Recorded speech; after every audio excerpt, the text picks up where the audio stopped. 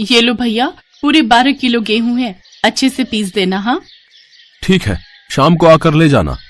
अच्छा, कितने पैसे बताए तुमने? 12 किलो गेहूं के 120 रुपए होंगे। हे राम, इतना महंगा? क्या भाभी, 1 किलो गेहूं के मैं बस 10 रुपए ले रहा हूँ। अब सारा दिन चक्की चलाकर मेहनत भी तो करूंगा ना। अच्छा चलो ठीक है, लेकिन मुझे शाम तक ही चाहिए। हाँ, मेरे घर कुछ मेहमान आ रहे हैं। ठीक है भाभी, आप फिक्र ना करो, हो जाएगा। भरतपुर नामक गांव में सुरेश नाम का एक गरीब व्यक्ति रहता था। वो दिन भर हाथ से चक्की चलाकर आटा पीसता, तब जाकर उसके घर का चूल्हा जलता। घर में उसकी पत्नी उमा और 5 साल की बेटी मोनी थी। उसकी पत्नी उमा हमेशा उसे गरीबी के ताने दिया करती थी।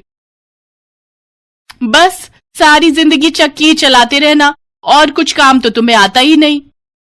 अरे जब पति काम से थका हारा घर लौटता है तो उसकी बीवी को उसे चाय पानी के लिए पूछना चाहिए, ना कि आते ही चिक चिक बाजी शुरू कर देनी चाहिए।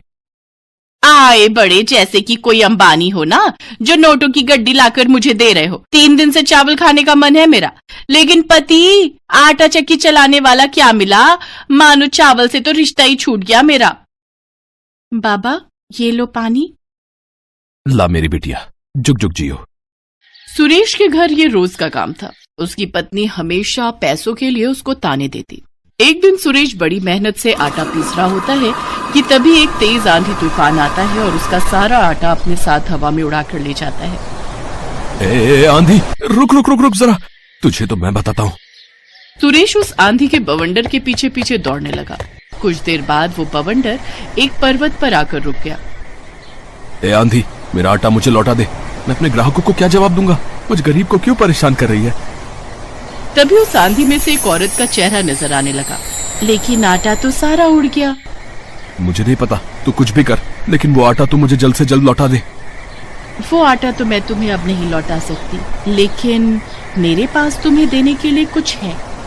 तभी उस घूमते हुए आंधी के बवंडर से एक पीतल का टिफिन बाहर निकला। अरे ये क्या है? ये एक जादुई टिफिन है, इससे तुम जो भी मांगोगे वो तुम्हें मिल जाएगा। ये तुम्हारी सभी मांगे पूरी करेगा, लेकिन इसके लिए तुम्हें पहले ये मंत्र बोलना होगा। ऐ मेरे जादुई टिफिन, कर दे मेरी मुराद पूरी। जो मैं मांगू मिल जाए मुझको, रहे न कोई ख्वाहिश अधूरी। जल्दी से इस टिफिन को भर दे तू आटे से। सचमुच बड़े ही कमाल का है ये तो। सुरेश खुशी खुशी उस पीतल के टिफिन को लेकर अपने घर पहुंचा। घर में सुरेश की पड़ोसन और उमा की सहेली बिंदु आई हुई थी। उसकी नजर पीतल के उस टिफिन पर जाती है। इस कंगले के पास ये पीतल का टिफिन कहाँ से आया? बिंदु को देखकर सुरेश चुप हो गया और उसने वो टिफिन अपने पीछे छुपा लिया।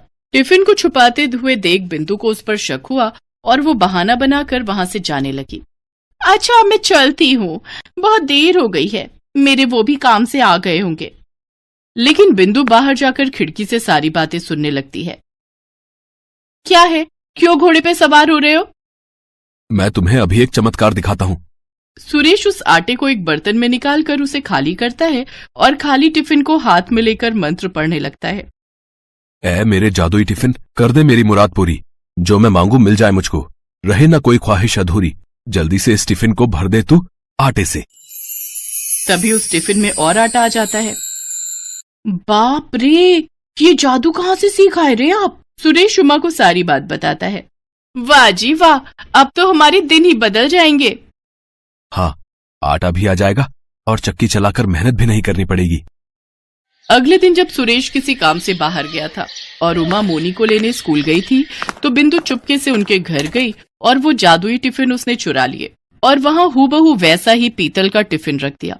अगले दिन सुरेश को जब आटा पीसने का ऑर्डर मिला तो उसने अपने उस टिफिन का इस्तेमाल करना शुरू किया, लेकिन उसके बार बार मंत्र पढ़ने के बाद भी जब उसमें से कुछ नहीं निकला तो वो गुस्से में चिल्लाते हुए कहने लगा, उस आंधी ने मुझे धोखा दिया है।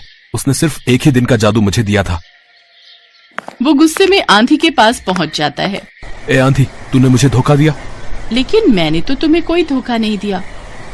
ये रखो अपना जादुई टिफिन, ये तो अब बिल्कुल भी काम नहीं कर रहा है। लेकिन ये तो वो टिफिन है ही नहीं जो मैंने तुम्हें दिया था। अच्छा, तो क्या अब मैं तुमसे झूठ बोल रहा हूँ? तभी उस आंधी ने अपने जादू से एक बड़ा टिफिन निकालकर उसको दे दिया। ये बड़ा जादुई टिफिन है, तुम इसमें जितना चाहो उतना आटा मांग सकते हो, लेकिन इसको इस्तेमाल करते वक्त तुम्हें ये मंत्र पढ़ना है।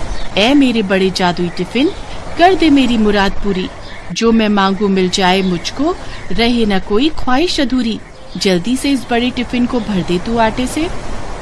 तभी वो बड़ा सा टिफिन आटे से भर जाता है। सुरेश उस भरे हुए बड़े टिफिन को सर पर उठाकर घर लौट आता है। बिंदु उसे आते हुए देख लेती है। हैं? इतना बड़ा टिफिन? लगता है ये भी पूरा आटे से भरा हुआ है। अब तो मुझे इसे भी चुराना ही होगा। घर आकर सुरेश उमा को फिर से सारी बात बताता है। सच में जी, ये तो बहुत बड़ा टिफिन है। अब तो हमारी कमाई खूब होगी। हाँ उमा, जितना पहले मैं महीने भर में जाकर कमाता था, उतना अब मैं एक दिन में कमाऊंगा और मैं खुद का आटे का बड़ा सा गोदाम खोलूंगा। हाय, मुझे तो अभी से ही सोच सोच कर खुशी हो रही है। तनी एक बार हमको भी तो जादू दिखाओ ना। सुरेश ने उस बड़े टिफिन के आटे को कनस्तर में डाला और मंत्र पढ़ने लगा। ऐ मेरे बड़े जादुई टिफिन, कर दे मेरी मुराद पूरी, जो मैं मांगू मिल जाए मुझको, रहे ना कोई ख्वाहिश अधूरी, जल्दी से इस बड़े टिफिन को भर दे तू आटे से।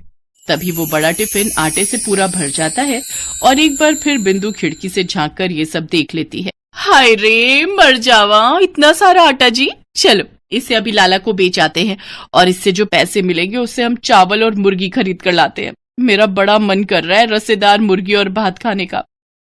तो चलो फिर, देरी किस बात की। वो लोग लाला के पास आटा बेचने चले जाते हैं और बिंदु इस बात का फायदा उठाकर जल्दी से एक वैसा ही बड़ा सा टिफिन बाजार से लाकर रख देती है और उस जादुई टिफिन को चुरा ले जाती है। अगली सुबह सुरेश उस बड़े टिफिन को लेकर अपने काम पर पहुंचा और उससे एक बार फिर आटा मांगने लगा। वो काफी देर तक मंत्र पढ़ता रहा। ऐ मेरे बड़े जादुई टिफिन, कर दे मेरी मुराद पूरी, जो मैं मांगू मिल जाए मुझको, रहे ना कोई ख्वाहिश अधूरी, जल्दी से इस बड़े टिफिन को भर दे तू आटे से। लेकिन लाख कोशिशों के बाद भी जब आटा नहीं निकला तो वो गुस्से में तमतमाता हुआ फिर से आंधी के पास पहुंचा। जादुई आंधी, तुमने एक बार फिर मुझे धोखा दिया। नहीं, मैंने तुम्हें कोई धोखा नहीं दिया। झूठ, एकदम झूठ। तुम जब भी मुझे कोई जादुई टिफिन देती हो तो उसका जादू एक दिन के बाद ही खत्म हो जाता है। ये कैसे हो सकता है? आंधी ने जब उस बड़े टिफिन को देखा तो वो समझ गई कि ये वो जादुई टिफिन नहीं है। इस बार मैं तुम्हें एक ऐसी चीज दूंगी जिससे तुम्हें समझ आ जाएगा कि मैंने तुम्हें धोखा नहीं दिया। आंधी अपने जादू से एक डंडा निकालकर सुरेश को देती है। लेकिन इस डंडे का भला मैं क्या करूंगा? इसको तुम ले जाकर अपने घर पर रख देना और जब तुम्हें वो चोर मिल जाए तो उससे कहना, ऐ मेरी जादुई डंडे, दिखा दे तू अपना कमाल, जो भी आए तुझे चुराने उसका तू कर दे धमाल। सुरेश एक बार फिर उस जादुई डंडे को लेकर घर आया और एक बार फिर बिंदु ने उसे देख लिया। जरूर इस डंडे में भी कोई जादू छिपा होगा। अब किसी तरह इसे भी चुरा लेती हूँ। अगले दिन मोनी जब स्कूल गई हुई थी तो सुरेश और उमा ने घर से बाहर जाने का नाटक किया और दरवाजा खुला छोड़कर चले गए। इस बाट में बैठी बिंदु जल्दी से उनके घर के अंदर जाती है और उस डंडे को चुराने की कोशिश करती है। लगता है सभी बाहर गए हैं। जैसे ही बिंदु ने उस डंडे को हाथ लगाया तभी सुरेश और उमा वहां आ गए और सुरेश ने मंत्र पढ़ना शुरू किया। ऐ मेरे जादुई डंडे, दिखा दे तू अपना कमाल, जो भी आए तुझे चुराने उसका तो कर दे धमाल। तभी वो डंडा बिंदु को पीटने लगा। अरे रे, मर गई रे, मर गई।